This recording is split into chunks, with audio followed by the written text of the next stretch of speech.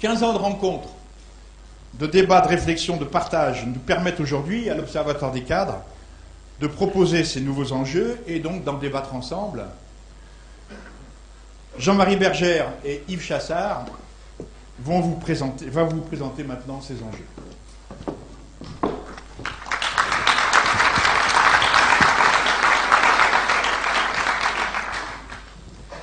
Bonjour. Avant de présenter les 3 questions que nous nous sommes posées tout au long de cette préparation, il nous a semblé nécessaire d'affirmer une conviction, de réaffirmer quelque chose qui nous paraît important et qui ne fait pas l'objet spécifiquement d'une question. Au fond, nous sommes devant un paradoxe. D'un côté, le nombre de cadres augmente, l'expertise, la compétence, qui n'est pas leur apanage, mais qui est quand même quelque chose qui n'est pas leur exclusivité, mais qui est une marque du travail des cadres, sont de plus en plus importants. Et de l'autre côté, on a le sentiment que le travail particulier des cadres se dilue, s'évapore, d'un côté au sein d'organisations dans lesquelles de moins en moins formelles, de travail de plus en plus en réseau, d'organisations matricielles, de diminution des échelons hiérarchiques et des relations hiérarchiques dans l'entreprise et dans les administrations. Et d'un autre côté, ce travail se dilue aussi du fait d'organisations qui sont confiées de plus en plus à des outils de gestion, à des progiciels de gestion intégrés qui seraient censés faire le travail à la place des cadres. Ce constat fait, il nous paraît tout à fait à l'opposé que dans les organisations actuelles qui supposent plus d'interaction, plus de travail en réseau, plus de partenariat, plus peut-être d'externalisation d'un certain nombre de fonctions, de travail tout au long d'une chaîne de valeur, que ce travail-là ne demande pas moins d'organisation, ne demande pas moins de management, mais bien au contraire, il réaffirme l'importance fondamentale du travail d'organisation et du travail que les cadres doivent faire au sein de ce travail d'organisation. Au fond, on pourrait le dire comme ça, en disant que la performance, la compétitivité, l'innovation sont de plus en plus liées à l'efficacité organisationnelle. Et que cette efficacité organisationnelle, ce travail de management, ne se fera pas sans les managers. Il ne se fera pas en ajoutant des normes de gestion, des procédures aux procédures existantes.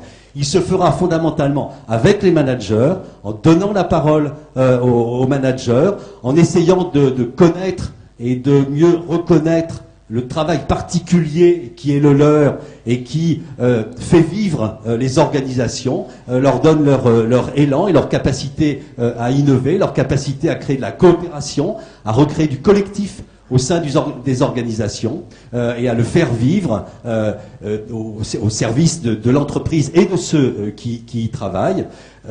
Et ne se fera pas également sans une prise en compte des effets, des impacts qui doivent être très réels et très concrets, des valeurs qui sont celles des cadres, qui sont des valeurs d'autonomie, d'expertise, de responsabilité. Voilà, c'était cette conviction que nous voulions réaffirmer au début. Il y a besoin de plus de management et le management ne se fera pas sans manager.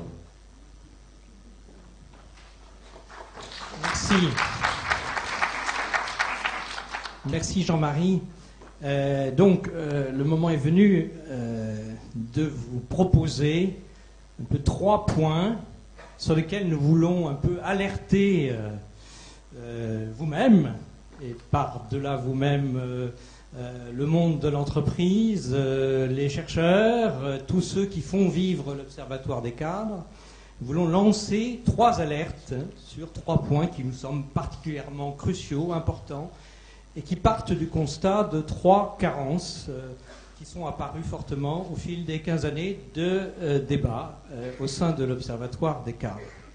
Donc je parlerai d'abord de la première alerte concernant la question de l'évaluation du travail des cadres. J'embrayerai ensuite en parlant de la question de l'apprentissage du management, qui nous semble particulièrement défectueux aujourd'hui, et je redonnerai le micro à Jean-Marie pour parler de la question des carrières. Quelle carrière pour les cadres?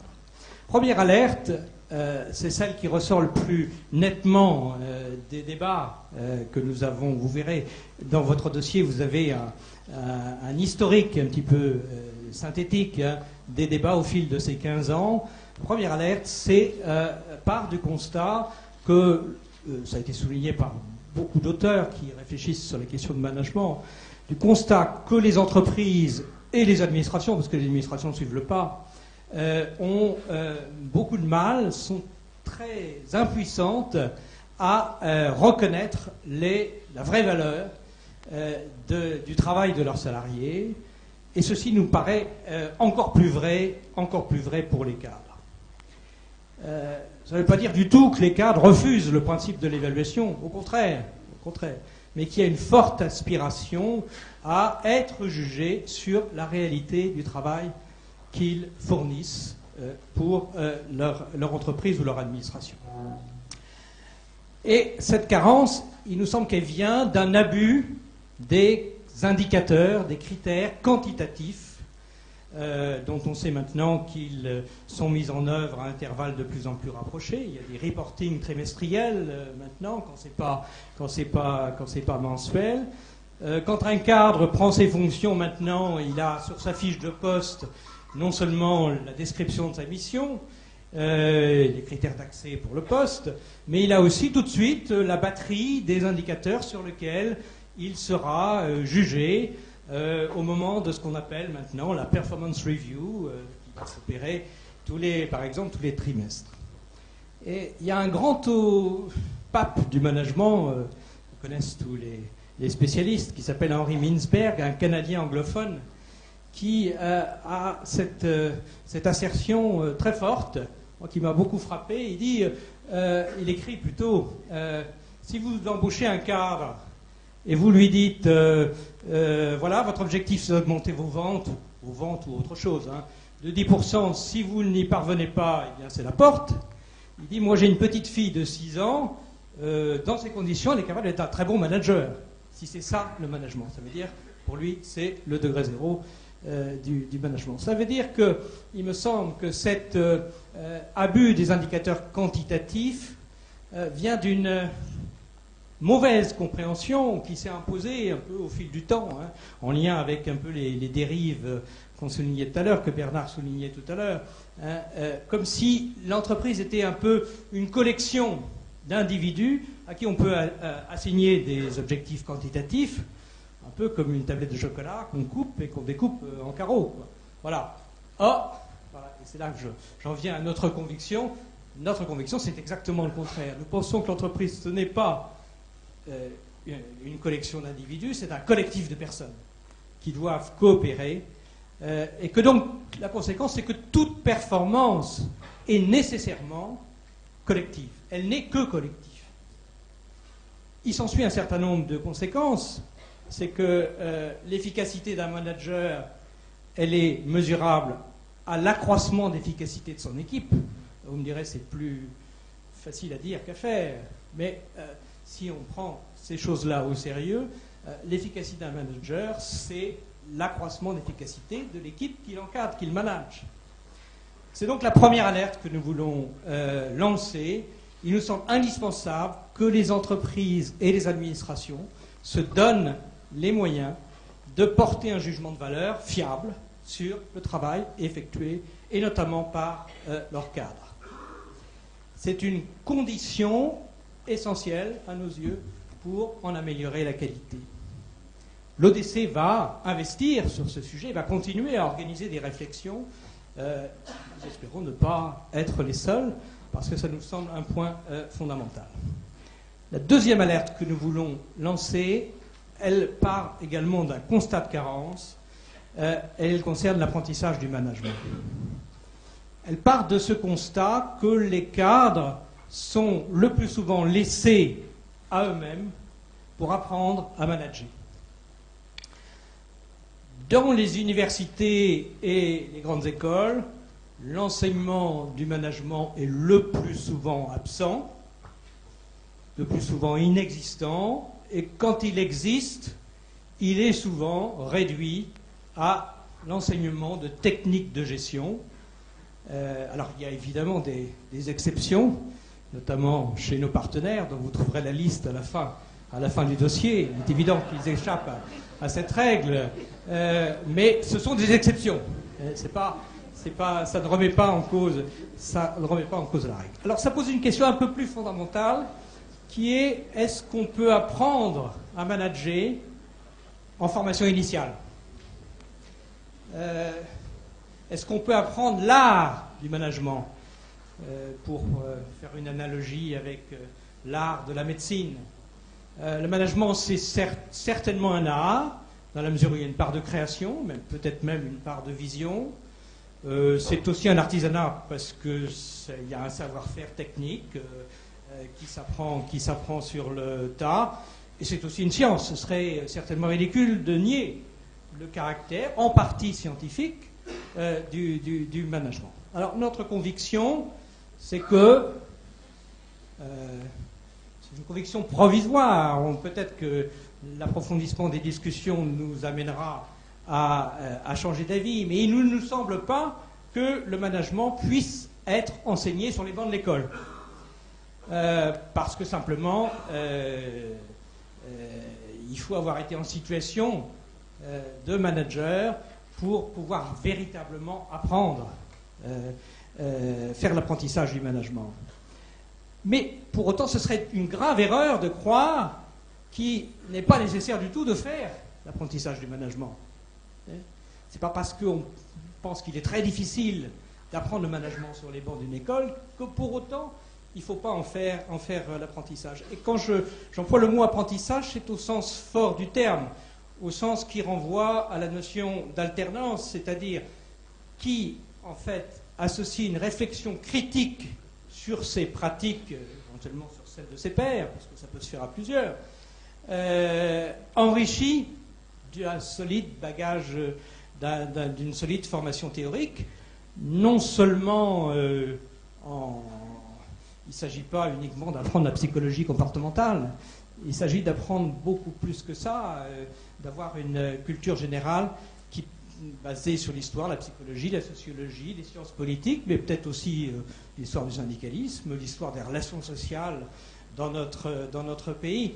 Il nous semble qu'il y a un investissement important à faire sur cette question de l'apprentissage du management. L'ODC va s'y employer. Là encore, on forme le vœu qu'on sera des pionniers, mais qu'on ne restera pas seul. Voilà, je repasse le micro à Jean. Merci.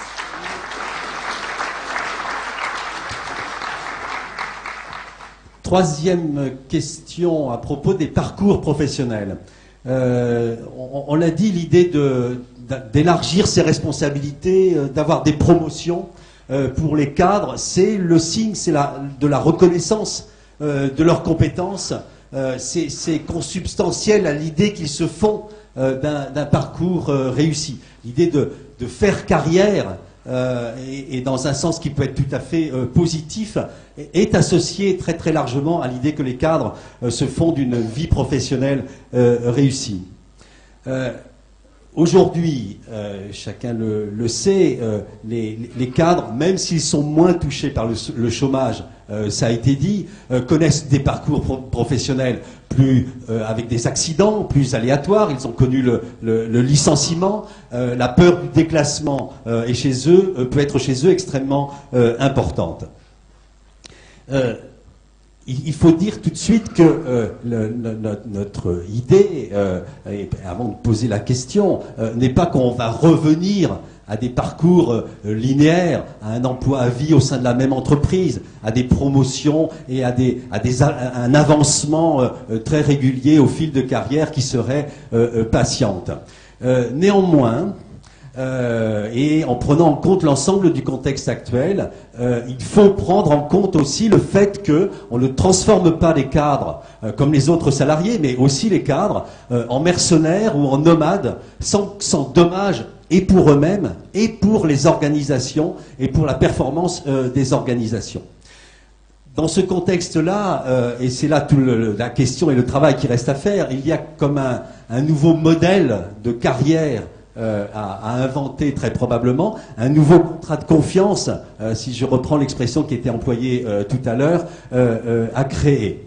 Il nous semble qu'il y a au moins 3 ingrédients qui doivent entrer dans ce nouveau contrat de confiance.